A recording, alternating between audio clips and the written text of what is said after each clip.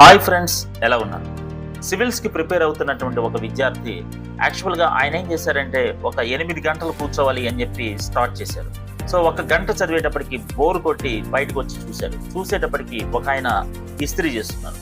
So ఇస్త్రీ చేసే ఆయన్ని అలాగ అబ్జర్వ్ చేస్తే ఏ టైంలో చూసినా ఆయన ఇస్త్రీ చేస్తూనే ఉన్నారు. ఒక లంచ్ టైంలో 1 అవర్ బ్రేక్ తప్ప. అంటే ఇంచుమించు మార్నింగ్ 8 o'clock స్టార్ట్ చేసిన ఆయన నైట్ 8 o'clock దాకా, అంటే ఇంచుమించు 12 గంటల పాటు ఇస్త్రీ చేస్తూనే ఉన్నారు.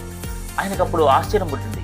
నేను గంట సేపు చదివితేనే బోర్ కొడుతుంది కదా, ఈయన 11 గంటల పాటు ఒక రోజంతా ఇస్త్రీ ఐరన్ ఎలా చేయగలుగుతున్నాడు అని చెప్పేసి ఆలోచిస్తే అది ఆయనకి జీవనోపాధి అనే విషయం ఈయనకి ఆన్సర్ వచ్చింది.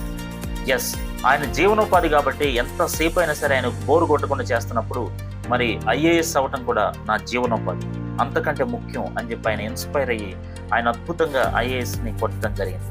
సో ద పాయింట్ అంటే ఏంటంటే ఫ్రెండ్స్, ఇక్కడ మనం చాలా విషయాలు చేయాలనుకుంటాం కానీ చేయలేం.